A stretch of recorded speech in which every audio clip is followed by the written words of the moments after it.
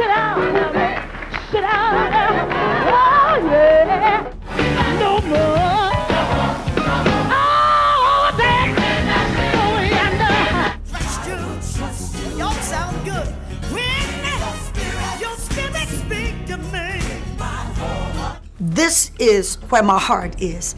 Gospel music. There's no music like gospel music, number one, because it speaks of Him. Imagine living a life so full of impact that even at 85, you're still making headlines. That's exactly where Shirley Caesar, the legendary gospel singer, finds herself today. After decades of speculation and whispers, she's finally stepping forward to address the rumors that have followed her throughout her extraordinary career. So in my willingness to serve, is the least that you deserve. From the challenges she faced as a child to her journey to stardom and the untold stories she's carried with her, we're digging into the real story behind the headlines. Shirley's voice is not unknown to many people. Shirley Ann Caesar Williams is more famously known as Shirley Caesar in the world of gospel music. Over an incredible 7-decade career, she's earned titles like the First Lady of Gospel Music and the Queen of Gospel Music.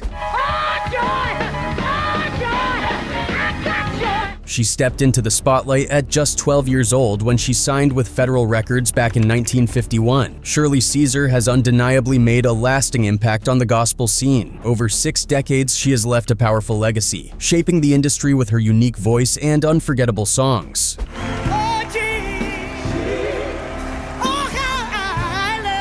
Her influence has resonated with audiences worldwide, earning her a host of prestigious awards, including Grammys, Dove Awards, and Stellar Awards. Shirley Caesar's contributions to gospel music will forever be remembered and celebrated. I have no idea why the Lord has blessed me so immeasurably. Shirley was born on October 13, 1938, and grew up as the 10th of 12 children in her family. Her father, James, worked in the tobacco industry, but his true passion was gospel music. He led a gospel quartet that was pretty well known around the Carolinas. So, from a young age, Shirley was surrounded by the sounds of the gospel, and it clearly made an impression on her. By the time she was just 10, she was already singing with her dad's group, getting a taste of what would become her lifelong passion, but life threw a curveball when she was 12. Her father passed away.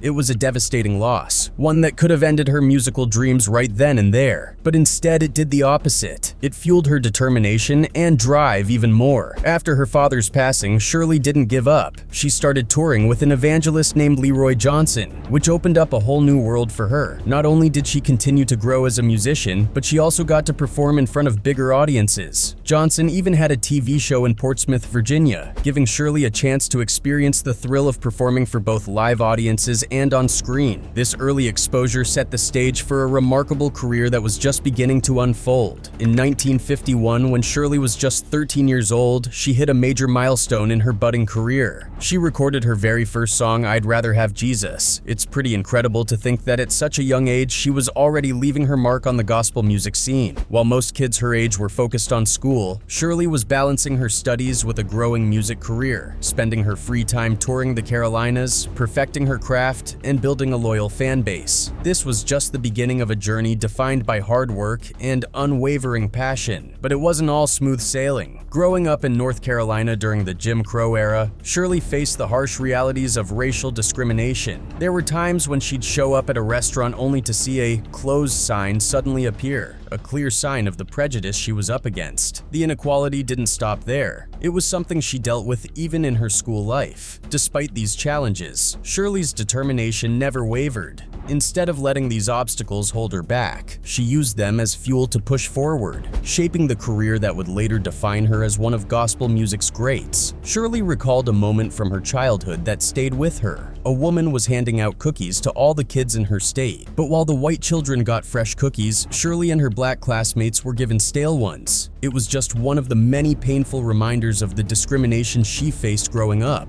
A lot of Shirley's strength and resilience can be traced back to her mother, Hannah. Despite the challenges they encountered, Hannah made sure Shirley understood the value of self-respect and perseverance. These lessons became a guiding force for Shirley, helping her overcome obstacles on her journey to success in the music world. After finishing high school, Shirley's determination didn't stop. She decided to further her education, enrolling at North Carolina Central College to study business education. It was during her college years that she experienced something she believed was a divine calling. In the middle of a typing test, she distinctly heard someone call her name. Confused, she asked the girl sitting next to her if she had spoken, but she hadn't. Later, as Shirley lay on her bed at home, she heard the voice again. This time, the message was unmistakable. Behold, I have called you from your mother's womb and anointed your lips to preach the gospel. This moment was a profound spiritual awakening for Shirley, one that she took as a sign of her destined role in spreading the gospel through her music. This belief became a powerful driving force in her life, shaping her career and the way she approached her music from that point on. In 1958, when Shirley was just 19, she made a bold move that would change her life forever. She reached out to Albertina Walker, asking to join the Caravans, one of the hottest gospel groups of that time. Albertina, impressed by Shirley's incredible voice, was quick to welcome her into the group. This opportunity was so huge for Shirley that she decided to hit pause on her education and dive headfirst into her music career. But this is why I'm able to sit here tonight. This is why I'm able to stand and testify that I am the singer that I am, is because she gave me a chance. And Albertina gave me a chance to be heard. She stayed in the background all of the time, and she would come out, she'd sing, Lord, keep me day by day. Joining the Caravans was like stepping into the big leagues for Shirley. It was her chance to showcase her talent to a broader audience and learn from seasoned performers. But being on the road with a famous gospel group wasn't all smooth sailing. Shirley's first night with the Caravans was a real eye-opener. She found herself alone in Washington, D.C., staying at the Casbah Hotel on U Street, a place rich with African-American history and culture. It was her very first hotel stay, and the experience made her feel both exposed and isolated. Things got even more challenging when a male gospel singer staying at the same hotel made an inappropriate advance toward her. Shirley faced this uncomfortable situation with a maturity that belied her age. She firmly turned down his advances and kept herself safe. As Shirley got more comfortable with the Caravans, her talent began to truly shine. She performed with some of the gospel greats, including Albertina Walker, Cassietta George, Dolores Washington, Josephine Howard, Eddie Williams, and James Hearn. This was her chance to learn from the best and refine her own distinctive style. Would come out and she would sing, I'm ready to serve the Lord. And then Josephine Howard would sing, What Will Tomorrow Bring? While Shirley was with the Caravans, she recorded a number of songs that really made waves. Her biggest hits with the group included Sweeping Through the City and No Coward Soldier. These tracks didn't just highlight Shirley's powerful voice, they also showed off her incredible ability to connect with audiences through her deeply moving performances.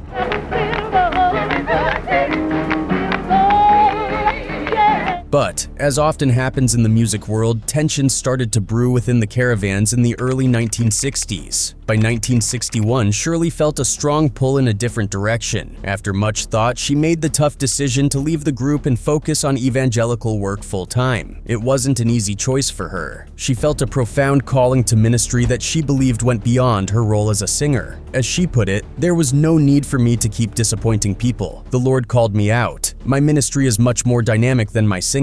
Leaving the Caravans marked the end of one era for Shirley, but also the exciting start of a new chapter in her solo career. After her time with the Caravans, Shirley's career took an exciting leap. She had spent 8 incredible years perfecting her craft with the group, but now it was time for her to go solo. When HOB Records offered her a solo recording contract, it was an opportunity she couldn't resist. Shirley's debut album with HOB Records, titled I'll Go Asterisk, marked a new chapter in her career. She wasn't alone though. She was backed by the powerful institutional radio choir, which added even more depth to her already impressive vocals. The album introduced her solo work to the world, featuring soon-to-be classics like Oh Peter Don't Be Afraid and Choose Ye This Day. These tracks really highlighted Shirley's unique voice and her ability to connect deeply with her audience. But Shirley wasn't stopping there. She followed up her debut with a string of hits that solidified her solo career. Songs like Satan, We're Gonna Tear Your Kingdom Down and God's Not Dead, He's Yet Alive quickly became fan favorites. Another standout was Don't Drive Your Mama Away, which resonated with many listeners and further established her place in the gospel music scene. 1971 was a huge year for Shirley. She won her first Grammy Award for her recording of Put Your Hand in the Hand of the Man. This recognition from the music industry was a testament to Shirley's talent and hard work and validated her decision to pursue a solo career. Just a few years later, in 1975, Shirley hit a major milestone by scoring her first gold record with with the song No Charge. This track became an immediate hit, touching hearts and proving that Shirley had the knack for creating music that wasn't just catchy but also carried a meaningful message. Despite this success, Shirley started to feel that her potential audience might be bigger than what HOB Records could offer. When her contract came up for renewal that same year, she made a bold move and decided not to renew it. She was ready for a change, one that could help her music reach even more people. In 1977, Shirley took a daring step that stirred up quite a bit of controversy in the gospel community. She signed with Roadshow Records, a secular label. Her debut album with them, First Lady *, was named by the producer because Shirley was the first woman to record on the label. Little did they know, this title would stick with her for the rest of her career. The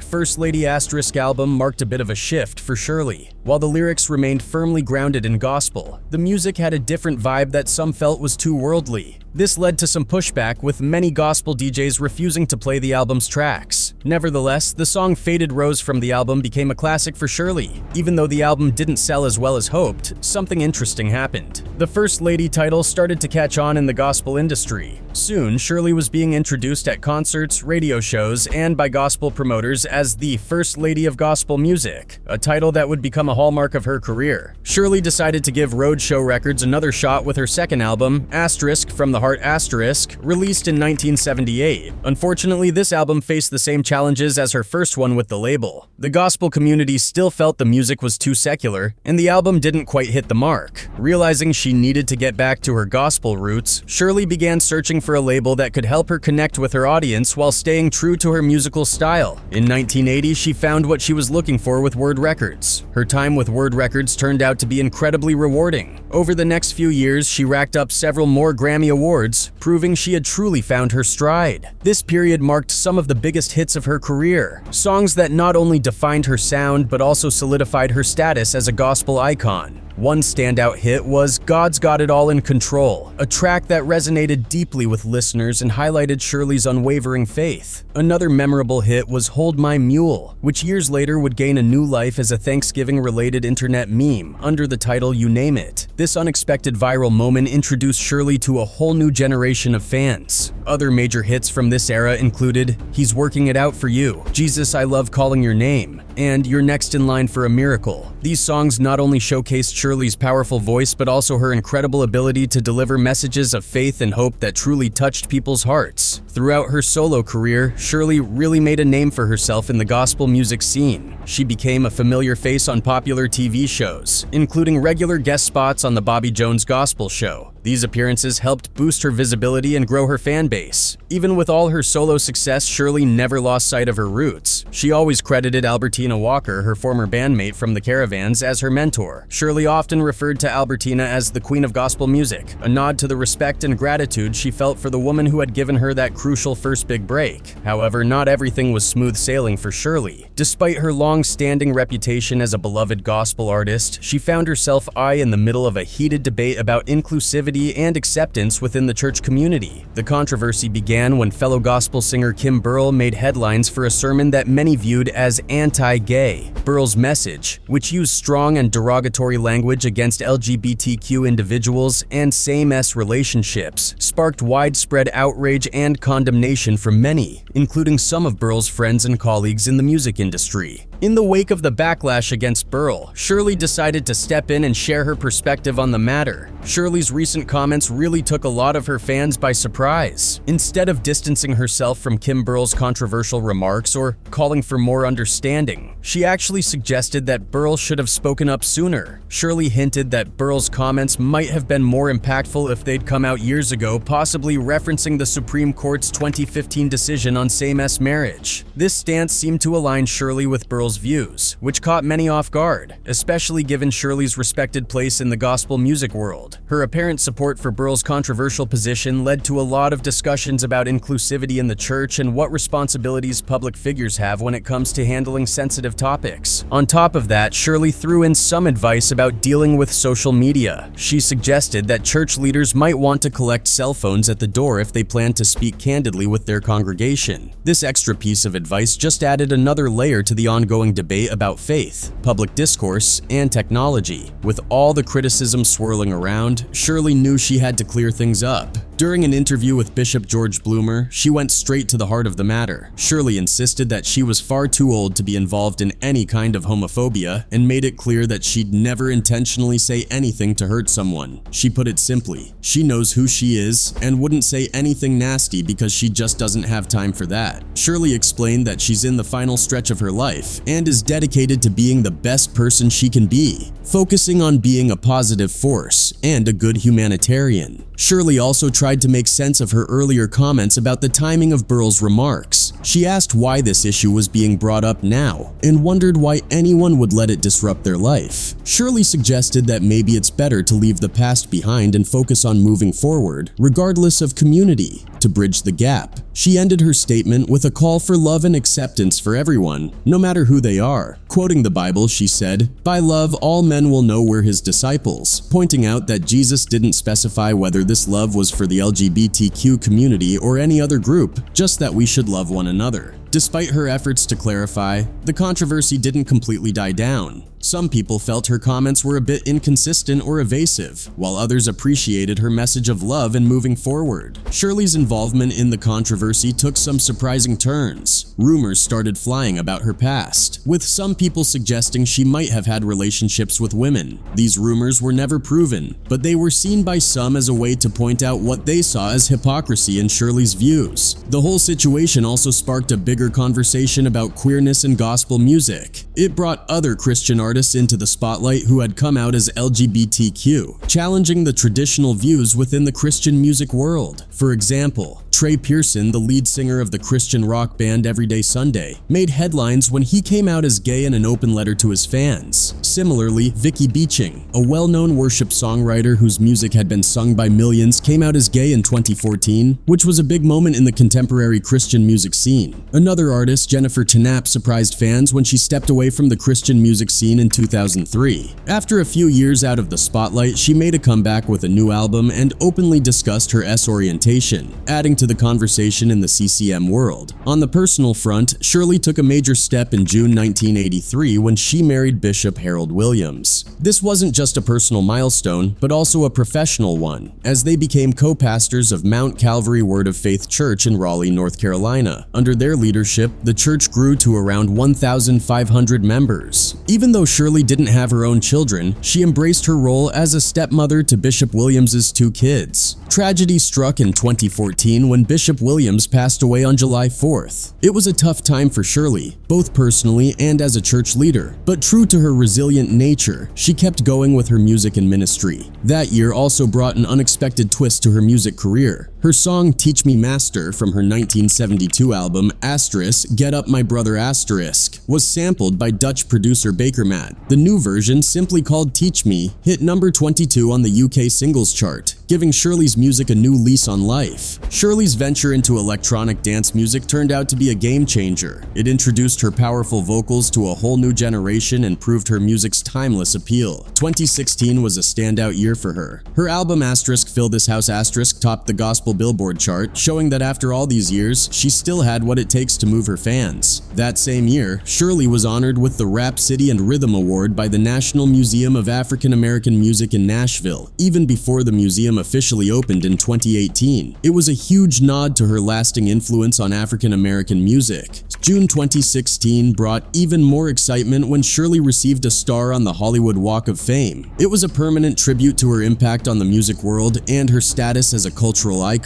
But not everything was smooth sailing. In recent years, Shirley faced some bizarre challenges. Strange rumors about her death started circulating, including a video falsely claiming a photo of a hospitalized woman with a breathing tube was Shirley in her final moments. These unfounded stories caused confusion among her fans. Even as recently as January 2024, another video falsely claimed she had passed away. To set the record straight, Shirley took it upon herself to address the rumors directly. She recorded a video where she humorously and frankly tackled the false reports. Sitting at a table, she joked that unless she was a living dead person, she knew nothing about the rumors. She also debunked claims about her health, including the bizarre rumor about throat cancer. emphasizing that she'd never been seriously ill. Shirley thanked her supporters for their prayers and asked them to help spread the word that she was alive and well. Despite these odd challenges, Shirley has continued to thrive in both music and community service. She still runs her annual Outreach Ministries conference, where she provides food, clothing, shelter, toys for kids, and financial help to those in need. She even started a store, using the profits to help others, especially during the holiday season. Looking ahead, Shirley isn't planning to slow down. She's expressed a desire to explore acting, proving that even after a long and successful career in music and ministry, she's still ready to take on new adventures. That's it for today's video, guys. Thanks for watching.